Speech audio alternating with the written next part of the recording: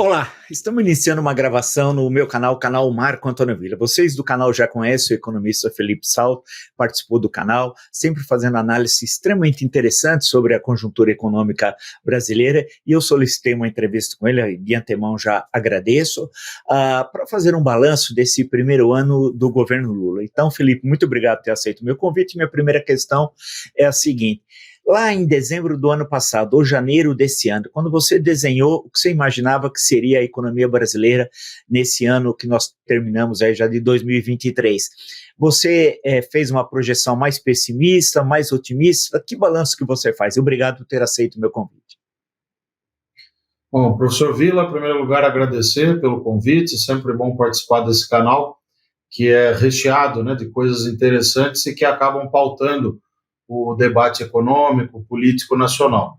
E já de cara parabenizo pela iniciativa, agradecendo pelo espaço.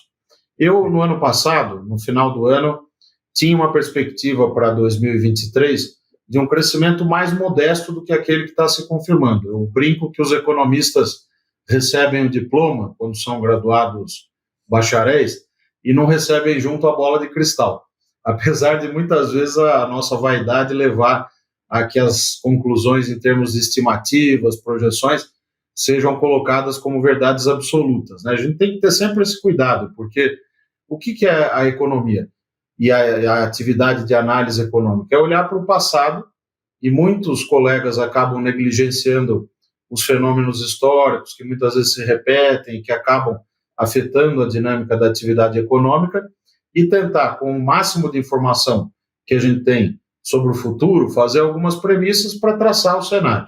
A verdade é que esse ano todo mundo foi surpreendido, porque a economia brasileira deve crescer em torno de 3%, que é uma marca bastante positiva. Existe uma coisa em economês que chama-se PIB potencial. O ex-ministro Antônio Delfim Neto, que você já entrevistou também várias vezes aqui no canal, ele costuma dizer que o PIB potencial é algo que os economistas inventaram para conseguir decifrar aquilo que a economia pode crescer sem gerar inflação.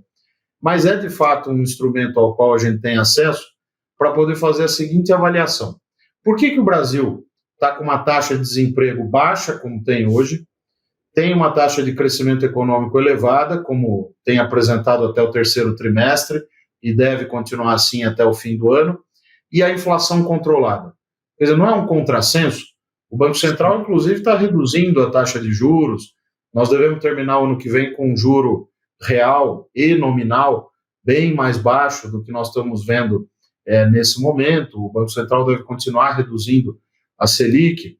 Na verdade, eu tenho uma hipótese que é a seguinte: ao longo da pandemia e nos 2 anos seguintes, o PIB potencial, não só no Brasil, mas no mundo inteiro, diminuiu, porque caiu também a capacidade de oferta, né, da economia, por conta das restrições óbvias, né, evidentes da crise pandêmica, etc. Agora, já de algum tempo para cá, nós estamos recobrando essa capacidade de oferta, de produção, etc. Soma-se a isso o fato de que nós temos hoje um governo que dialoga com o Congresso, com todos os problemas que a gente possa elencar aqui, mas que tem uma agenda, né? Eu acho que o ministro Fernando Haddad é o grande destaque do governo nesse primeiro ano, fazendo um balanço, conseguiu aprovar uma regra fiscal que, diferentemente do antigo teto de gastos, é mais flexível.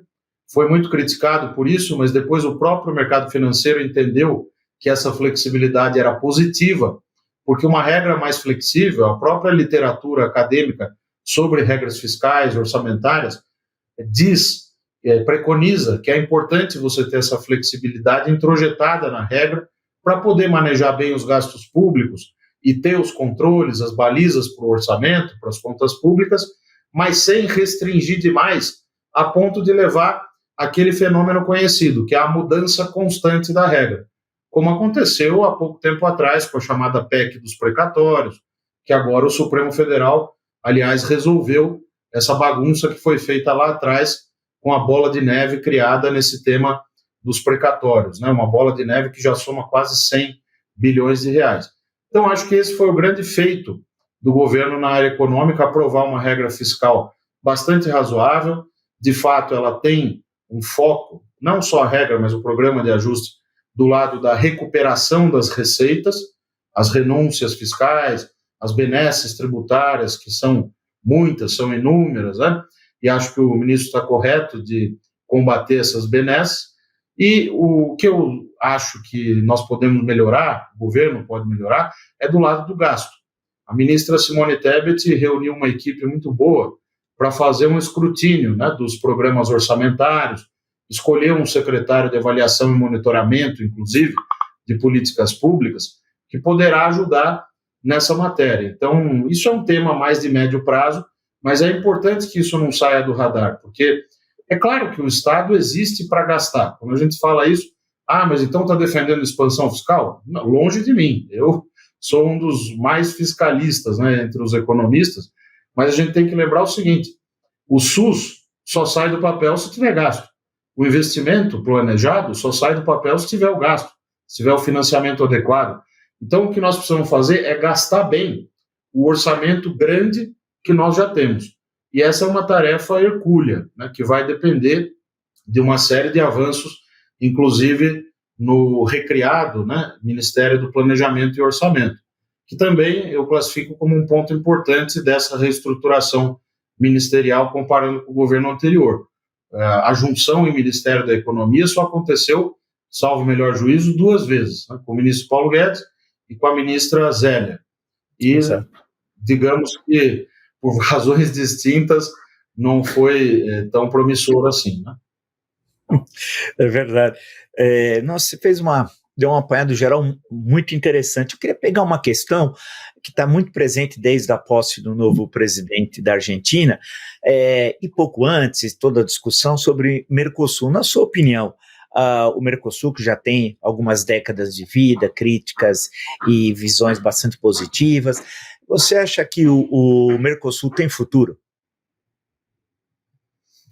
Excelente questão. Eu acho que a Argentina, outro dia, escrevendo meu artigo para o Estadão, acho que o penúltimo, eu falava sobre isso, né? A Argentina, quando a gente compara com o Brasil, pelo menos do ponto de vista econômico, ela parece sempre um passo atrás. Com o ex-ministro Cavallo, nos anos 90, fizeram a lei da conversibilidade. Foi um plano real pela metade, porque a lei da conversibilidade acabou sendo o ovo da serpente que levou os argentinos a terem esse apreço, esse desejo pelo dólar e, sim, consequentemente, o desapreço pelo peso argentino. Esse pecado original nunca foi expurgado. Então, é um desafio muito grande para o nosso principal parceiro aqui no Cone Sul, e me parece que esse desafio, eu não sei se nas mãos do Milei vai ser superado, porque ele dependeria de uma sofisticação em termos de política econômica que o novo presidente recém-impossado vai precisar mostrar que é capaz de ter, né? Inclusive em termos de equipe e tudo mais. O peronismo é muito criticado por conta dos erros, da expansão fiscal, etc., mas eu quero lembrar que o último empréstimo feito com o FMI, no caso da Argentina, de 53 bilhões de dólares, pelo ex-presidente Maurício Macri, que não era peronista, foi mal utilizado, porque poderia ter utilizado essa bolada para reorganizar o balanço de pagamentos, quer dizer, as contas externas, e, em paralelo, promover o ajuste fiscal. Não vai ter como sair desse feijão com arroz, lá no caso da Argentina. Agora, falando do Mercosul de uma maneira mais geral, o Brasil, eu acho que tem naturalmente um protagonismo a ser exercido nessa matéria. A questão do acordo Mercosul-União Europeia, que o presidente Lula vem retomando, acho que agora nas bases corretas, porque nós estamos com um processo de desindustrialização, professor Villa, que me preocupa muito. Esse é o meu lado desenvolvimentista. Nós não vamos ter empregos de boa qualidade, com salários altos e com produtividade alta, se nós continuarmos a deixar a indústria de transformação ao léu, né? Então, esse acordo é uma boa oportunidade, só que nós temos que ver os detalhes, né? Por exemplo, nós deixamos de lado nos últimos 4 anos toda a questão ambiental, a questão da Amazônia, que é um ativo que nós temos e que nós temos que negociar, no bom sentido, em favor do nosso setor produtivo exportador. As condições macroeconômicas, se conseguirmos manter afastado o risco de um expansionismo fiscal, de um abandono precoce da Lei Complementar 200, que é a lei do arcabouço fiscal, nós vamos ter condições macroeconômicas boas. Claro que tem riscos externos que precisam sempre ser mapeados, né? Por exemplo, o risco derivado das duas guerras, o risco derivado da economia norte-americana, como a nossa conta externa, a nossa conta capital e financeira no balanço de pagamentos é escancarada, e justiça seja feita, o ministro Bresser Pereira, professor Bresser Pereira, sempre chamou atenção para isso. Qualquer espirro que o Federal Reserve dá, o Banco Central norte-americano, ele produz efeitos drásticos aqui na taxa de câmbio e na inflação. Então, nós temos que ficar sempre atentos ao que está acontecendo por lá. Aparentemente, a perspectiva é boa para nós nesse aspecto, né, da questão dos Estados Unidos, porque há uma estimativa de que os juros por lá comecem a diminuir, talvez em meados do ano que vem, ou no segundo semestre, e quando você tem juros externos mais baixos, em tese, nós podemos praticar juros também mais baixos aqui. Isso tudo mais constante, né? Por quê? Sim. Porque o diferencial de juros é uma mecânica importante para atrair capital externo e manter a taxa de câmbio em patamares que não pressionem excessivamente a inflação doméstica. Então, respondendo mais diretamente à sua pergunta, eu acho que nesse eixo externo, a reorientação da política externa está sendo positiva. Acho que pouco se tem falado sobre o Ministério de Desenvolvimento, Indústria e Comércio, com o vice-presidente Geraldo Alckmin, que é um craque, né? Tem muita experiência, governou São Paulo 4 vezes e conhece também esse tema da indústria. Então, acho que esses elementos todos podem nos deixar, de certo modo, otimistas em relação à política externa brasileira. Mas me preocupa muito o rumo que a Argentina vai tomar. Por exemplo, um presidente que fala em fechar o Banco Central, que fala em dolarização, temas que são para uma conversa de bar, né? Não para um presidente da República. Agora, eu espero que o peso da cadeira acabe reorientando o presidente Milei para coisas mais pragmáticas, para uma agenda também de reaproximação com o Brasil, ou de aproximação, no caso dele, né? Perfeito.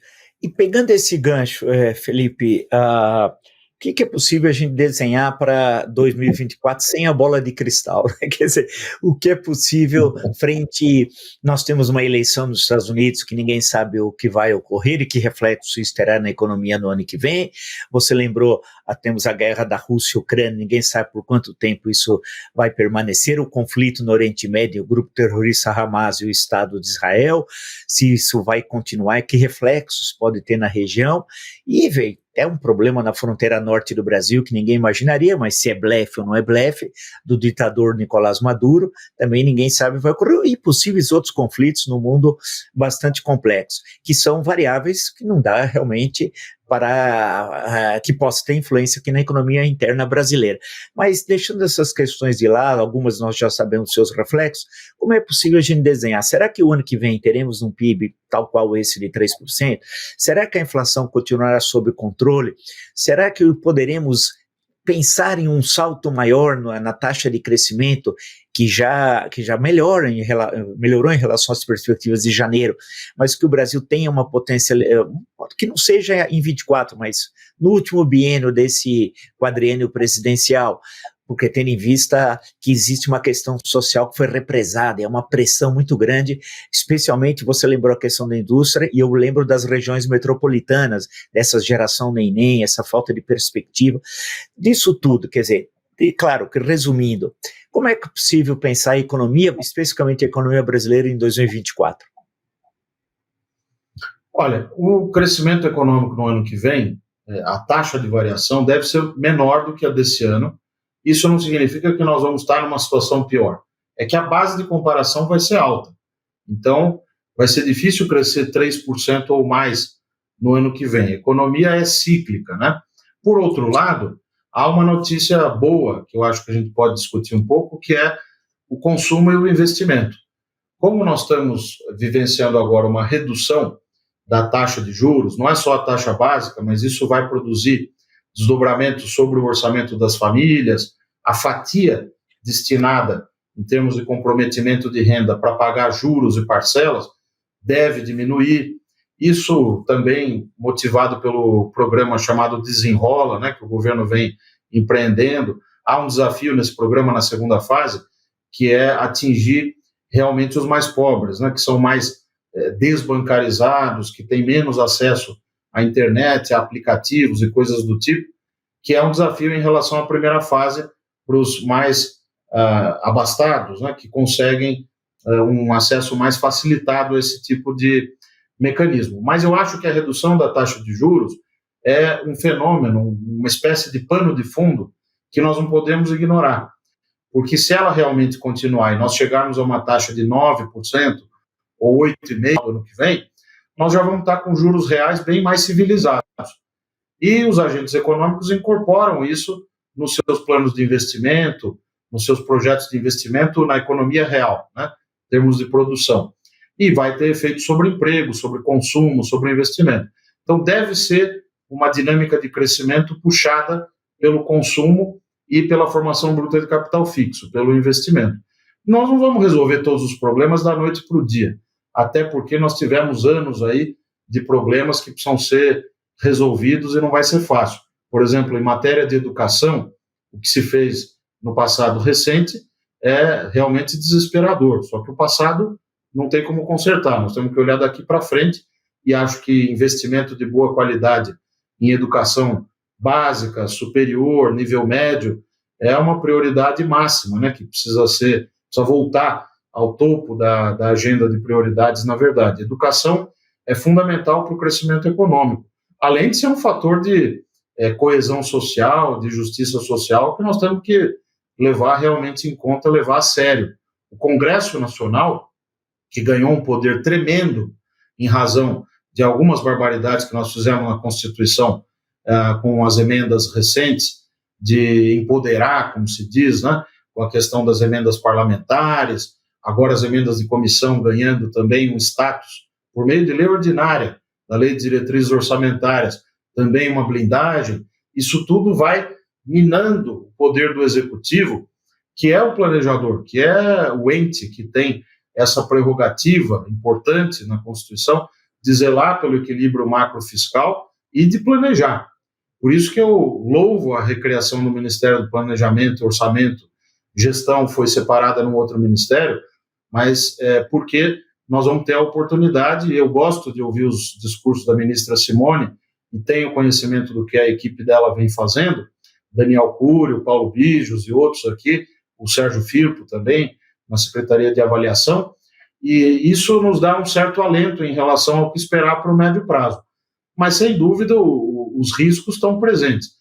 A tarefa primordial do governo, a meu ver, junto com o Congresso, os presidentes das duas casas, né, e o presidente do Senado, que é também o presidente do Congresso, é continuar atento a esses riscos e evitar problemas, né? Por exemplo, bombas fiscais que vira e mexe reaparecem, medidas populistas, porque quando a gente fala em gastar, em desonerar, reduzir imposto, sempre pega muito bem para alguns setores, como a gente sabe, da sociedade, só que isso não pode ser feito de maneira irresponsável. Nós temos que seguir o plano de voo, e o plano de voo está muito bem traçado pelo Ministério da Fazenda. Eu espero que assim continue. Eu acho que o presidente Lula, como é um político e talvez o mais experiente que nós temos no Brasil, ele dá indicações, sim, muitas vezes, para um lado, depois vai para outro, mas na hora do vamos ver, na economia, quem é que está com o manche? É o ministro Haddad.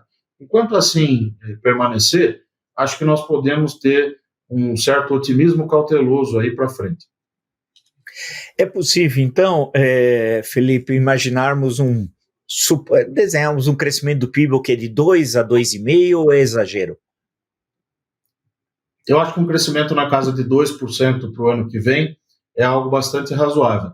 Eu me lembrei agora de uma coletiva à imprensa que o ministro Pedro Malan concedeu, o ex-ministro do presidente Fernando Henrique Cardoso, e perguntado pelos jornalistas, né, ele estava comemorando que o Ministério estava revendo a projeção de crescimento de X,2% para X,4%.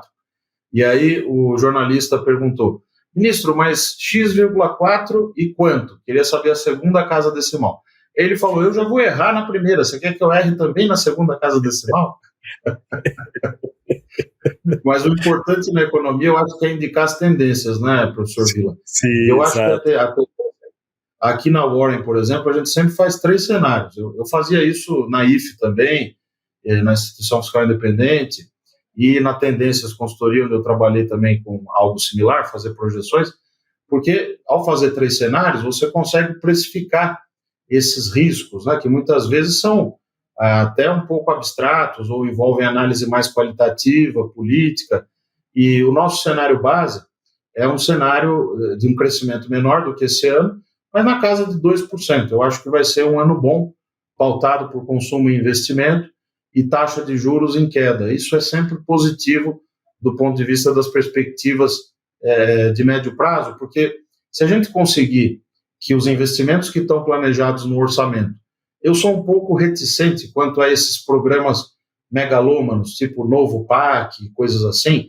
esses carimbos orçamentários, mas o fato disso ser recolocado na agenda é bom, porque se há uma coisa que o Estado pode fazer é liderar o investimento em infraestrutura. Acho que o ex-ministro e atual presidente do BNDES, Aloysio Mercadante, tem dado também boas indicações, tem conseguido fazer captações interessantes, e o banco, na verdade, o BNDES, o Banco de Fomento, é um instrumento que pode ajudar nesse processo, para motivar também o setor privado, junto com esse ciclo de redução de juros. O investimento é uma variável-chave, né? Para citar o ministro Delfim Neto de novo, ele sempre disse, né? E é verdade, para ter crescimento econômico precisa de 2 coisas, combinadas, ou uma ou outra, ou combinadas, que é o aumento do investimento em infraestrutura de maneira acelerada.